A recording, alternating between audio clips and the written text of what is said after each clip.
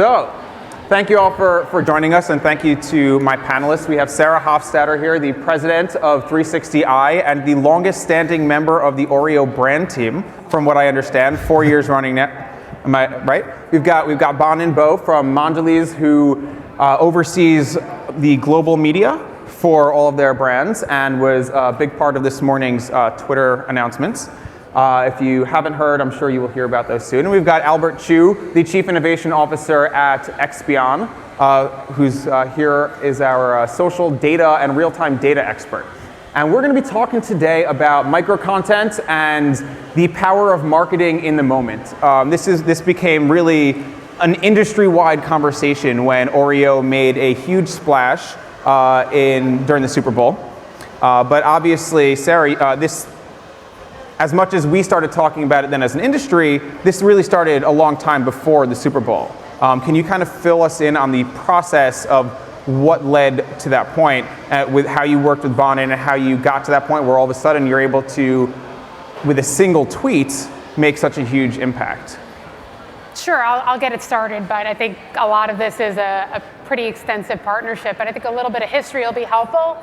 When we first started working with Oreo, particularly on the planning of their 100th birthday, I think that's kind of where a lot of the more real-time content conversations got started. So much of it was Oreo turning 100 and getting to the point where we said, well, why do we want to look back? We really want to look at the next 100 years. So the 100th birthday was as much of a celebration of achieving a century of wonderful, delicious goodness, but more about, okay, how do we take it forward?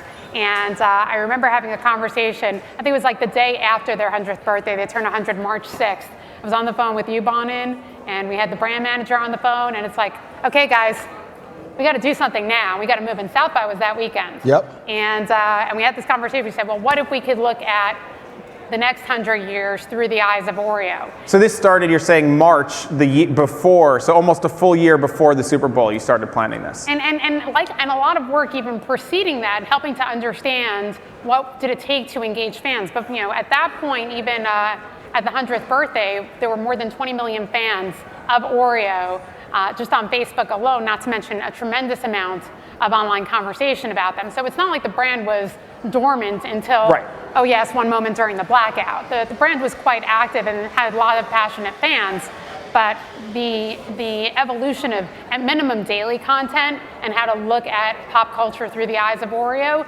started right after the birthday, and we developed a social tone of voice and a consistent visual ID, and then we developed an editorial-like approach to content development where every single day all the agency stakeholders and brand stakeholders met in the morning like an editorial newsroom, no different than a news desk.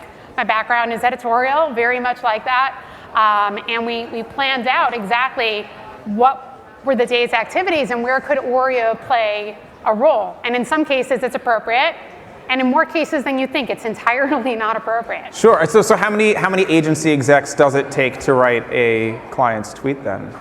Well, the beauty was there were no tweets involved. It really was at that point a lot of it was daily engaging content through the eyes of Oreo, but mostly actually the primary environment for that was Facebook, and okay. A lot of it is about where did the ideas come from. And I'm sure there are no shortage of people in this audience who have said great ideas can come from anywhere. Right. And in that case, it was very true. A lot of different people had different points of view on it. But in the end, there was a pretty robust process on how it all came to life. But you've got to have the right kind of stakeholders throughout the process, but you have to have a brand and a team that is brave.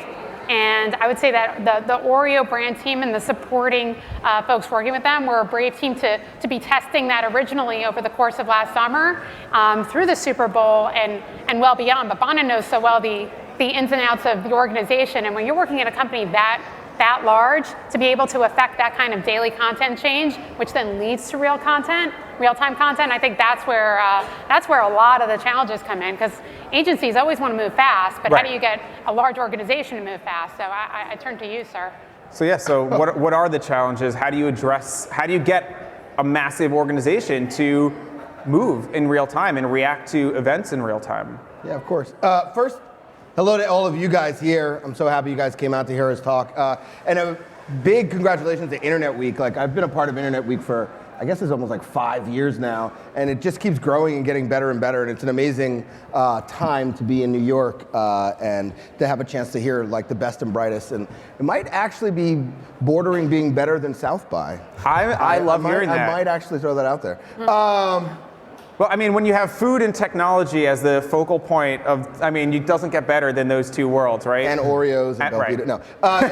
And New York is a good city, although I love Austin. Anyway, so I think it's an interesting question because it's been a challenge that I've been wrestling with for a long time in my career, which is how do you get organizations to operate in real time? And so if you think back to when I was at PepsiCo, it kind of started with Gatorade Mission Control, sure. right? And what I loved about what we did with Mission Control was it was a glass room in the center of the Gatorade marketing floor that had monitors that showed real-time consumer conversation, and then it had 5 people in the room that engaged in real time. But what it really did, even more than that, it was cultural theater. So any brand marketer who walked by there could see in real time what was being said about the piece of marketing that they were putting into the marketplace. So it kind of began to change the culture. So at the end of the day, it's really about helping to shift the cultural mindset of the organization. And so with Mondelez, I think what's great is that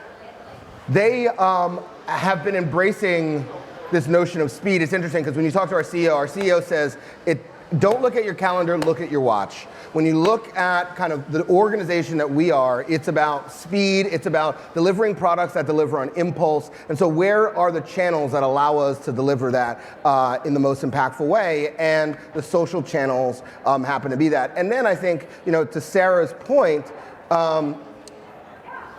it was really about, so what was great was that 100 days allowed us to build muscle memory to be able to deliver on the Super Bowl. But it's not just Oreo, you gotta remember. So I showed today, like Wheat Thins. We were doing, real-time newsroom pieces around Wheat Thins. We won Cadbury Olympics, #1 brand on Twitter for Cadbury Olympics. We're the #1 brand on Google, the #1 brand of, so this has been part of our DNA. And I think we codified the march that we've been on to be on real time with kind of the 100-day work that we did, and then again, clearly on the Super Bowl. And I think the most recent announcement of the Trident Twitter Fuse deal, which is really the best-in-class combination of Twitter and TV. So I think for me,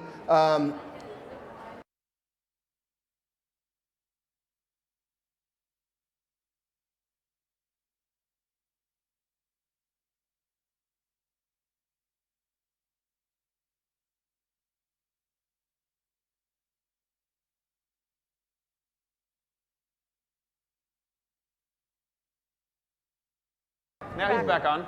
all right, so it's how do you build a muscle memory to move through the various layers that exist in organizations? How do you make sure that legal has the trust that you guys know how to operate and you're gonna say the right thing so they don't have to review every single tweet? How do you make sure that senior leadership doesn't have to see, so how do you do that over a period of time and get everybody used to it? And then the other piece I would say is how do you distribute that process far and wide? So again, all the work that we've been doing over the last year and a half, kind of on a march to getting to real time. I hope that kind of answers. I think so. There's a little rambling there. No, we love that. And I'm going to give Albert a chance to talk. He's not just a pretty face on the panel, but we're going to get into the data side in a second. But why do you think it is? I mean, you're talking about Trident, you're talking about Wheat Thins, but Oreo still seems to have captured everybody's attention to the point where that is what you guys did during the Super Bowl is still has become the benchmark for this type of social micro-content, real-time content.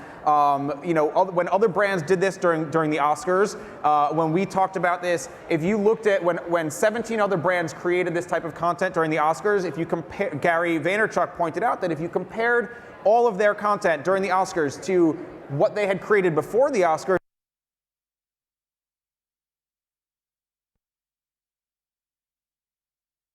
challenged Oreo to a tic-tac-toe game over a random, Twitter fans' affections, right? And then most recently, I've seen what you guys did, what Oreo did during the Office season finale. Dr. Pepper posted this Facebook post, and again, a lot of the comparisons were like, well, did this get higher or lower engagement than Oreo's work, during the Office season? Why is it? What is it about this brand and what you guys have done that has this target painted on your back? There's a target. Wow. I would say that again. I think the key message there, which is what Gary delivered, which is, consistently getting better at engagement drives the overall business on a consistent basis. I think the other thing that we saw at the Twitter thing today was, what's great about Twitter is, or I should say real time in general, is there's opportunity to plan for big moments as well as there's a chance to be, in the moment as it's happening. So, look, Super Bowl is a big stage. It's a massive stage. So let's be honest. I think, because we were able to have big success during Super Bowl, that's painted. But what I would argue is don't look at just that. Look at the track record that we have over time. And I talk about this a lot. It's the willingness to prepare. So that's what matters. You're going to, using Super Bowl as an example, NFL teams don't just walk onto the field randomly and then they win a Super Bowl. No, they have been preparing and training for years. So how do you get brands to the point where they're actually building the muscle memory, where they're preparing and they're investing the resources necessary to get there, and you're going to have breakout hits like that. I think that we happen to be doing it on big stages, and so we get big. So then let's move away from. Yeah, I think to a certain degree, even just to build on that, yes, Super Bowl is a big stage, but I think the muscle memory part is huge, and muscle memory only does come from practice. But there's also the other component of it is like the tic-tac-toe example, or the Office finale, or things that you wouldn't say have a big stage to them per se. And sometimes, by the way, you have a big stage, and nobody wants to be on Twitter because they're going on. You're competing for attention. And you're not just competing with other brands, you're competing with pictures of cats and somebody's baby and this person's wedding. And so you're not competing with your natural competitors either. But the brands can't just think about, how do I go steal somebody else's relevance? There's how do you create moments that are intrinsic to your brand? And then where are the moments, or where are the moments that you don't? And the most important ones are the ones you don't pick. That might sound good initially. You think through the filter of your brand and you say, gosh, that's just not right. Can I put you on the spot? Do you have any examples where you guys were gearing up, whether it was for Mondelez or for another client to do something and you said, well, let's pull back, maybe that's not the right moment? Oh yeah, there are a lot of examples. For Oreo most recently actually was when the Spire went on the top of the new World Trade Center, and there was conversation in our morning status of, well, should we just have a big glass with an Oreo on top? Should we do all that? And there were all these cute artsy things that could be done with the product at the center. And you know what? It's not Oreo's business to be there. Right. And a lot of it is about saying when is it their business and when is it? And it didn't take very long to say it was or it wasn't, because like Bonin said, not only do you have the muscle memory, but you already have those parameters and those guardrails. Legal certainly one. More importantly, what is going to make you do in the end, what you've set your KPIs out to do about what people should be saying about the brand, as well as how we're going to get the brand. In the end, we're here to sell cookies. How are we getting them to say, this is a cookie for me that I'm going to go out and buy for myself or people I love? Cool, sure. So let's move away a little bit from these. I want to. We've got the Super Bowl, we've got these major cultural events, but you guys are talking about these more in the moment and creating the moment, right? So you don't need Expion necessarily to say, yeah, people are going to be talking about the Super Bowl while it's on, right? That maybe there's common sense. But when you don't have these major cultural events, what types of data do you look at that says, here's an entry point for the brand to jump into the conversation? Here's, what do you see from the data side? What are you looking at? What are they asking for from you to find these relevant conversations and entry points? Well, it's really not that hard if you think about it, because for the first time ever, these social channels, for the first time ever, there is breadcrumbs and evidence of how much people enjoy listening to the stories you've told. And there also is evidence of people that, of the stories that your competitors have told. So looking at that picture, it helps you build, just like they were talking about the muscle memory, the practice. It allows a little bit of experimentation, a little bit of boldness to tell stories on a daily basis. Over time, of course, you're going to be able to figure out these are the ones that are more relevant to others, and these are the ones that don't work as well. And it allows you to find your placement in your preparation. So in a moment where there is a real-time preparation involved, I remember when they were talking about the Super Bowl, they had said they had already queued up several stories to tell. It just so happened that a blackout occurred. Now that's not something data will ever be able to tell you. So whoever's out there shopping for predictive data, I don't know how that really works. Please tell me if it works. I could have told you because I pulled the plug. So. Unless you're creating the news, you can't predict the future, right? So But what it does allow you an opportunity to do is, because you have a historical evidence that says these are the things that work the best, these are the moments that people care about the most, and these are the time frames that people care about the most, it allows you to capitalize on opportunities possibly where there is not a story or a big cultural event that's going to cue you up. You know what I mean? It allows you in that moment to say, let me take an examination of the conversations that are bubbling up around me. I know statistically, historically, people have generally gravitated toward these conversations, and I want to jump in that moment rather than a moment that you have no idea what it is. We had this with Oreo, actually, on talk about igniting a cultural conversation. What we had learned from Expion, we were able to track a lot of each discrete piece of data. We're able to track how they're performing, and through all the data that we get from Expion, we are able to establish baseline benchmarks for different kinds of performance and content. And there was one piece of content that seemed like a bit of an anomaly that was performing exceptionally well. It was a picture of an Oreo with a fork inside the cream, Oreo intact, and the fork is holding the Oreo and dunking it in a glass of milk, and the caption is "problem solved." And the reason was there was a lot of people saying, oh man, I really hate dunking my Oreos because then I got to go wash my hands. Man, that's really hard. And so it turns out we were performing well above benchmarks, and we got alerts through Expion within seconds that this particular post is performing exceptionally well. That allowed us to immediately activate paid media to amplify that post in and of itself. And so we were able to get tremendous viral reach just for that discrete post. But it taught us something else. It didn't just teach us, okay, problem solved is a cute post. It actually said people are, I know this sounds a little silly, but people are looking for different ways to enjoy the Oreo. And so that helped us develop a new content series called Snack Hacks, where we imagine different ways you can be enjoying your Oreo. And what performed even better was the next one, which was the shish kebab Oreo, 3 Oreos on a skewer dunked in a milk. And it performed so well, we ended up building on that using Vine to show actually an instructional video on how to do this. It's very complicated. And in the end, that came the insight that drove new content series and new development for us. So it's a lot of that is in the data that helps infuse that, and we learned a lot of that through Expion. It was great. I mean, at the end of the day, it's all a data game. It is all a data game. For the first time in our lives, we have the chance to see digitizable, real-time consumer conversation and learn from that, both historically and in the moment. So what I think, I'll give you an example. So many of you probably know Baratunde Thurston. So I remember my past life, I was talking to him, and he came in actually, and he was talking to a bunch of our executives, and we were saying, he said, who do you think won the Tostitos Bowl? Well, we had sponsored the Tostitos on Twitter. Who do you think won the Tostitos Bowl on Twitter? We had sponsored the Tostitos Bowl on Twitter. So of course I said, we did, and he slapped me, BOW! I said, no, you're wrong. And he said, let's actually go back and look at the numbers. And when you looked at the retweets and the engagement, he was the editor of The Onion at the time, right? The online editor of The Onion.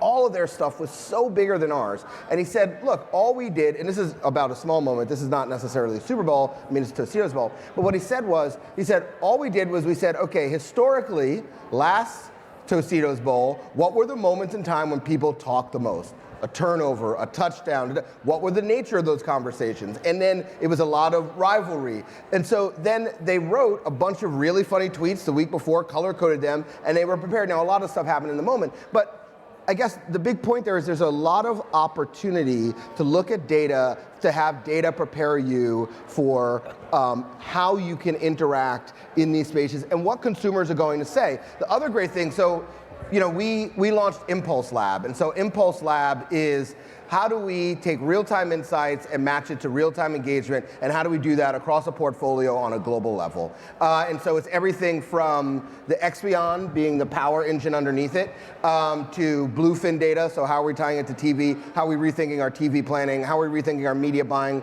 with our global media agencies. But what's great about Impulse Lab is not only can we look across Oreo to see what's working across Oreo and how that's changing our content strategy on Oreo, we can look across the whole portfolio. We can look across competitors. We can look globally what's working and what's not. And so I think that really, really, really getting smart around data science, data activation, and then being able to move quickly to turn that insight into action. For example, the shish kebab tweet is really where the game is going to be won. And then how do you bring that that data center to life with inside of your organization. And I think a lot of clients are still shipping it out and they're not actually paying attention to how valuable that is. The other piece of this is driving to sales. So we're also now seeing how do we drive that into mobile, and how does that mobile action that we deliver can deliver actual purchase and getting close to the purchase funnel. So the stuff that we announced with Twitter Fuse also has a closed loop tracking so that we can actually see that we're going to drive gum sales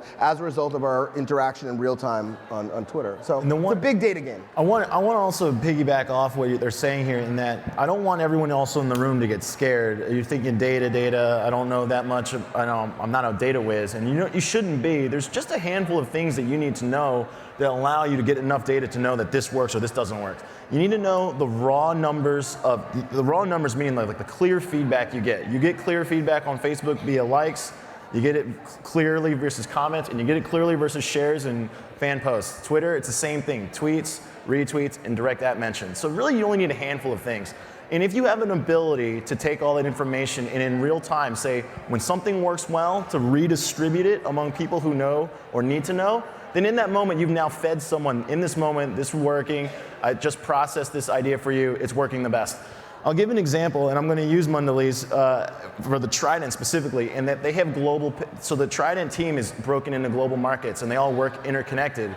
What we do for them is we just simply, instead of having an agency send out every single day doing an analysis like these are the stories that worked, we just deliver it automatically. And what it's allowed them to do is, since they've all interconnected, is their indexing of their conversations that they generate per post has incrementally increased every single day. And why it works is very simply, if you take any organization and you say to yourself, I have 5 storytellers, well, probably just like anything else, one's better than the other 4. Right? That's how it always is. You're not all the same. If your mother told you that, she's wrong, okay? Someone's better than you at something, and someone's gonna be better than you in a moment. The harsh But in that moment, would it not be helpful for the other 4 storytellers to see clearly and this is the best one in that moment? Not to say that you're not good, but learn from this instantly.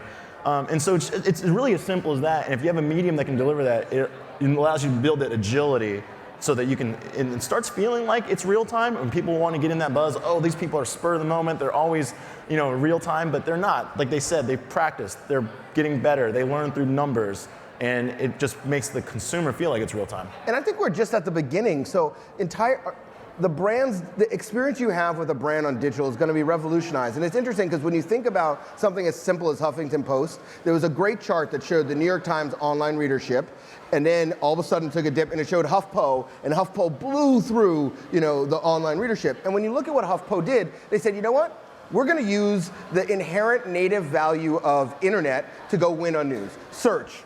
We're going to use SEO, so we're going to change headlines to be SEO friendly in real time based on what people are looking for. We're going to rewrite body copy. We're going to change images based on real data feeds that we get back, and we're going to tear down our reporters and build them back up like Rocky to be, digital savvy writers that use the tools of this generation. And so I think you're going to start to see the digital experience of brands look a lot more like that. We're not even at that level yet. I mean, this is still we're just scratching the surface with kind of, what we're going after. So I think the other great thing in HuffPo, they show which articles are doing the best. So there's a leaderboard, right? So that's what we built with Expion. In Impulse Lab, you can see a leaderboard. Who's doing the best? How do we generate new thinking, new competitive spirit around operating in this space? So what is the long-term vision then for the different brands? If this is, early stages, where do you see Microcontent and this real-time content strategy heading in the future? Like, how do you envision this taking place in the consumer web?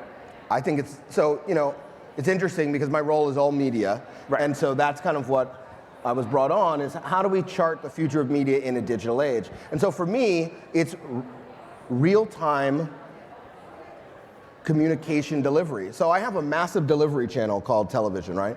There's no reason why that is not as nimble as my Twitter channel is. And so how do I get to that point eventually, right? Or video in general, not just TV, but how do I get to a point where I'm operating a large percentage of my communications in real time in response to what's either happening, where my brand is at, or what consumers are saying, and deliver that on continued mass scale? And I think, the great work that we've been doing with 360i and MediaFest, which is, okay, how do we take something that we see a post trending, and how do we spend paid money against it to make it take off? And the numbers, you know, they're like rocket ships. And so why can't I pull that dunk in the dark post and flip that onto, well, onto the Super Bowl spot that I was buying, you know? But we're also getting there because more and more of the traditional channels are being digitized and bought via digital, you know, so. What's really neat about that also is that it's not just, okay, yeah, can I put it onto different screens? It's what are the right levers to pull based on the content itself. And so the fact that paid and earned media have been planned in parallel is ridiculously unnatural.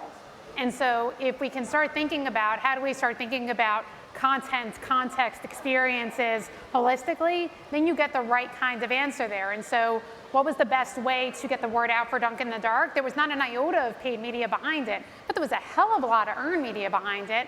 You know, BuzzFeed picking it up within 38 minutes, the fact that it was all over the media within, literally within the hour. But paid media for that moment was not right. Paid media for problem solved fork dunking Oreo, very much right. And so how do you create those right levers? That's when you start thinking about your experiences as real-time by design, not, oh, that was kind of neat. So to your point, then right now there's two examples of kind of that you've given in the interplay between paid and earned. You had, I believe, Bonin, you said that, not now, but previously, that the Dunk in the Dark tweet doubled the effectiveness of the Super Bowl ads about? So what I said is that when we run social underneath TV, we see twice the effectiveness of the TV spot. So you have this, the social's ability to augment the effect of TV. But we're seeing that in the ratings game too. You hear the TV guys are saying, we're using this to drive ratings, to drive viewership. I mean, it's real, sorry. Sure. So, and then you have your example where you put paid media, once you saw the data and the numbers behind that post and the image, then you said, well, let's put paid media and replicate this on a grander, maybe less fleeting scale. Do you see a point where you'll be able to take content or take ideas that have become popular on social channels and turn them from this micro content to a paid TV spot? Do you see that influence happening? I mean, we see it happening already. Are you, so when you're working on the creative? I mean, I think so you know, one of the big pieces that we went after last year was a global comms planning group. So how do we become very scientific around what are all the touch points that a consumer goes through during their consumer journey, and where are the places that we can be the most effective on that? And what it illuminates to you is that there are so many other channels that are available for us to move the consumer towards purchase or move the consumer towards engagement. But even more importantly than that is that all of those are interconnected.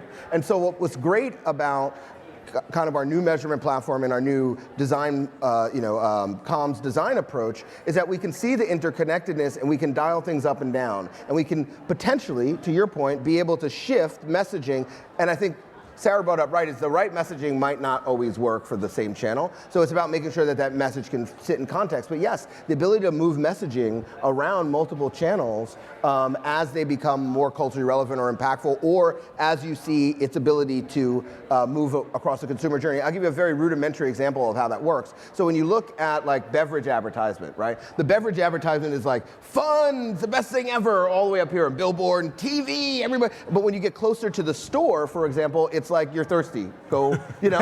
So, but they, you know, and they move messages across that continuum. So I guess the answer is yes.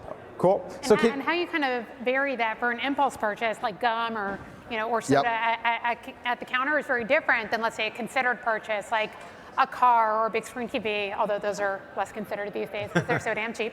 But the whole idea of how you use those levers, like that comms plan that these guys have developed is amazing because it is designed to be flexible based on the consumer journey and based on what the objective is. So if you're introducing a new product, awareness is key. When you've got 98% awareness like Oreo does, awareness is really not where you're going here. Right. So how you design the right comms plan for the right answer, for the right objective is really so key. So people get so hung up, and this was a few years ago, where it's like, build my fan count, I want 1 million fans on Facebook. Now nobody gives a crap about that anymore. What do they care about? And they're caring about engagement. And do they care where the engagement happens? If they're smart marketers, it's about where the engagement is that helps move the consumer along that journey. And so it's not about a particular platform. It's not give me a Facebook strategy. It's help me sell more cookies, gum, soda, TVs, whatever. Sure, so obviously then mobile becomes a much bigger part of this strategy. People have their phones in their store with them. You were talking about what you guys just launched with Twitter and being able to close that loop. Can you talk a little bit more about how you can use micro content on mobile devices to push people to actually make purchases? Yeah, of course. So it's interesting. So, we kind of said, okay, where's the puck going? How do we get there quickly? Clearly, it's mobile. And the U.S. is one piece of the story, but the other part of the story is emerging markets where so much of our growth, the majority of our growth will come from, and the fact that that is the device. And then you have the next wave of markets where it's not just a mobile first, it's a mobile only. Those are the only device they're ever going to see, media consumption device that they're going to see. So how do we become very prepared for that transition? How do we become prepared for real time? And I guess that's the big message to the folks here as marketers. This transformation is coming. How do you make sure that you're a part of it and you're prepared for it? From the mobile piece, so that was kind of the bet we made, 10% movement. I am so blown away by the numbers. I've never seen anything like it. I was like, okay, we're gonna make 10%, rah, rah, rah, rah, rah, but in the back you're like, I hope this works out because I kind of like this job. And I've never seen numbers like it. So to give an example, it could be a piece of equity messaging on Oreo specifically that we target when you're in store. And some of the numbers that we see on that are, over a 20% lift in actual sales when we're able to target you close to the point of decision. Other things are folks that are mobile shoppers when we look at our impulse business. Folks that are mobile shoppers or who use their mobile phone during their shopping experience purchase 18% more impulse products or impulse category products like gum. So those are very big, they're twice as likely to come back to the store more times than the other sample group. Their basket size tends to be twice as more, and this is all US data. So our strategy continues to be, okay, how do we take a piece of small micro content and deliver that in as close to a native format. Now there's still a lot of banner buys in there, but as close to a native format for that as we can. An example is Catalina has this scan and bag, right? And so you scan the product and you bag it yourself and you pay. So there our messaging approach is totally different. So we're trying to get switchers and we're trying to target complementary products. So you scan a piece of cheese and we're like, hey, cheese and Ritz go really well together. You might want, and we're targeting them at the point. So that's kind of how we're using more of the content on the phone. So one of the unique benefits being in the position that we're in is that we get to get exposure to a lot of different businesses and how they're exercising. So mobile's going to change the game for a couple reasons. Number one, it's going to be the death of the cookie, right? A lot of mobile browsers don't accept cookies. So a lot of the web tracking tools that you've had traditionally, they're not going to work. Then you have to think about how a person behaves on mobile in that, a lot of times when I'm click on an advertisement, a lot of people do it accidentally. So when you do micro content, you have to put them as close to purchase as you possibly can. So the ideas on a native experience. So it's got to be not accidental, right? It's got to be something that I know that I want. It's not embedded in something that I'm accidentally breezing through. It's got to be in the moment. I have to be thinking about it, and you have to put me as close to purchase as possible. Now Google I/O came out recently, and I don't know if you saw it when they showed why is shopping cart abandonment at an all-time high, right? They said it takes on average 21 fields to fill out for someone to buy something. Now you think about what you type and why Twitter is prevailing so well. People don't like typing via mobile, right? It's not convenient. And then you add another layer that I'm going to put a credit card transaction through it, all right? So what you have to do is exactly what Bonin just said is a lot of businesses now they're in the race to figure out how do I produce micro content, stories that get people compelled, ads that will fulfill buckets, and that the idea is I want to shorten the steps it takes for a consumer to enter a cart ready to purchase. So it's going to be about driving people to native experiences. You're going to have to think of things like, I think that you're going to see an increasing rise where the mobile apps themselves are going to contain shopping carts, or the retailers are going to ask you to control your credit purchase data, whatever the case may be. You're going to see a huge shift. So you're not thinking in that way of putting people into completed carts close to purchase. I don't know if you'll be as successful as others because you got to remember another thing that consumers do a lot with mobile. is they price shop more than ever before, right? That's part of the reason why abandoned carts are so high, is I clicked on your ad, I clicked on your content, I see the good, however, now that I see it, I want to go check out something else. So it's going to change. I would say there's one other part to mobile which is kind of really interesting, which has nothing to do with your phone at all. Just other kinds of devices that help move you along. And again, this is where the innovation is not happening in the United States, and there's a whole host of reasons. You look at emerging markets, great example. We had nothing to do with it, but it's amazing. Is with that's also awesome. With Hellmann's in Brazil. They actually designed specific shopping carts that just had Hellmann's device, little screens on the shopping cart.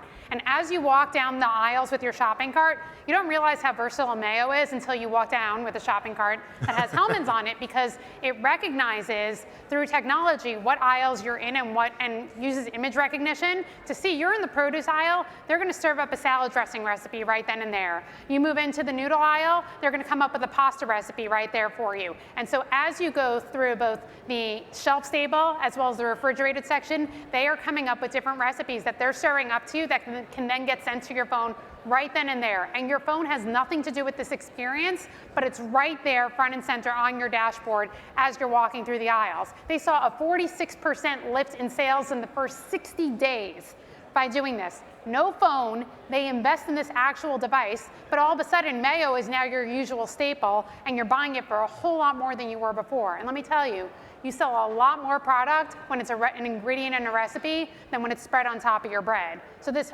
seriously moved the needle for them. You know, I mean, and so that's the shift to investment was really for us about a bigger view, which is, you know, to Sarah's point, mobility is not about the phone, it's about the world of connected devices and potentially the package graph that could potentially be layered on top of that.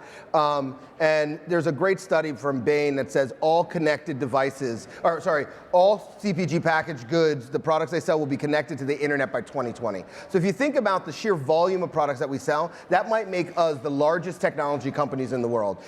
And we have to ask ourselves as organizations, do we look prepared to be the largest tech? Do we feel like a Microsoft? Do we look like a Twitter? Do we sound like a Cisco? Are we really ready to do that? Because that's where the tremendous unlock of value is going to be. And so I believe that we're continuously on that march, but more and more we have to push ourselves. And the great thing about social is a mobile play. At the end of the day, I think 1 in 6 people who sign up for Twitter sign up on a mobile phone. 84% of the usage outside the US is on a mobile phone. So it begins to build, again, that muscle memory for where the future of where you need to be is. But I love that you brought that point up, because that's really the game, right?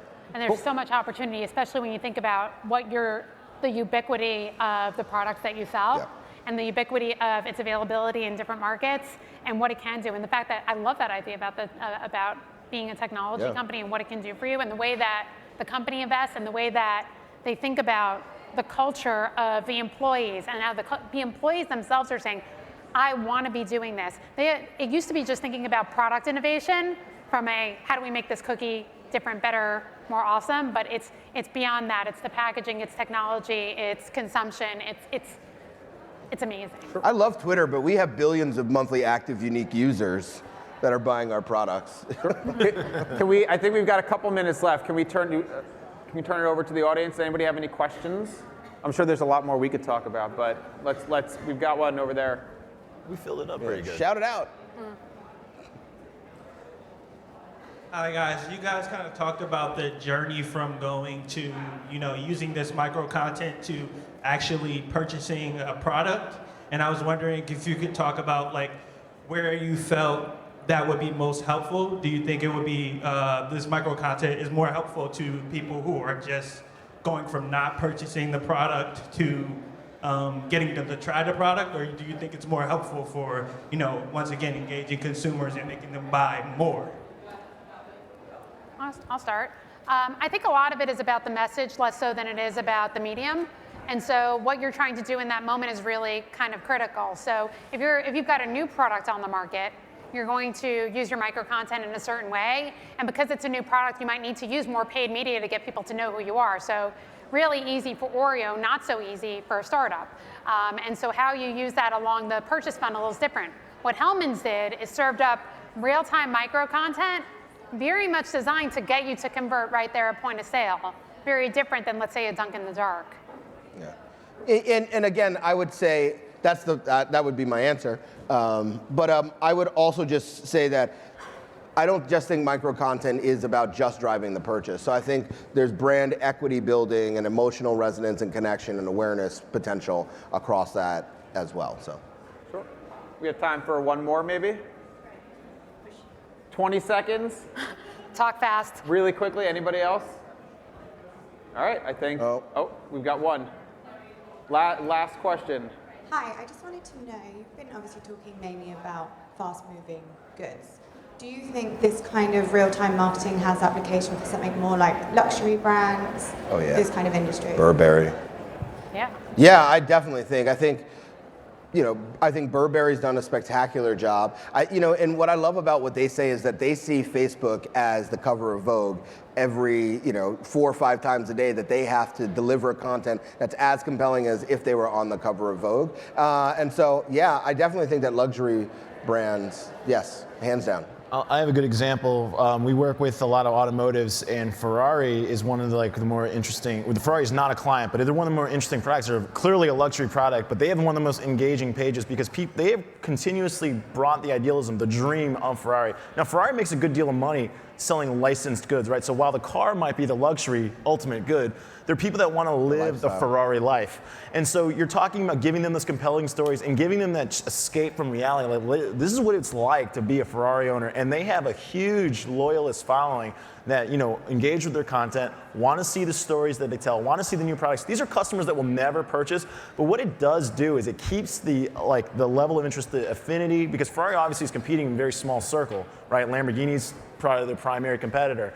So it does have a place. It does keep that person locked to you because that persona or the perception of cool exclusivity, it can go away and you can lose that persona if you allow someone else to tell those stories that you're otherwise not saying because you think that, it's a luxury good, I can't sell a Ferrari via Facebook, I'm not going to do it.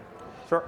So I just want to say one last thing. Go for it. I just want to talk a little bit about the tech platforms and Expion, and just to remind everybody that your technology platform should be as nimble as where you're trying to go. And so what's great about technologies like an Expion and where they are in their stage of development is that they're still continuously recharting their roadmap for where the future of the space is going. And so that's why we love working with an Expion, because they are actually moving at the same time versus here's the locked and loaded stuff that we have and this is what you should be buying from us. They're actually evolving with us as we grow and the space changes. So I would just encourage folks to look at technology partners like an Expion who are still shaping their roadmap and who might not be fully shaped. All right. Thank you. And I think we'll end with that shameless plug. Thank you. Very shameless But plug. it's all good. Thank you, shameless. Sarah. Thank you, Bonin. Thank you, Albert. Thank you, guys. And thank Internet Week.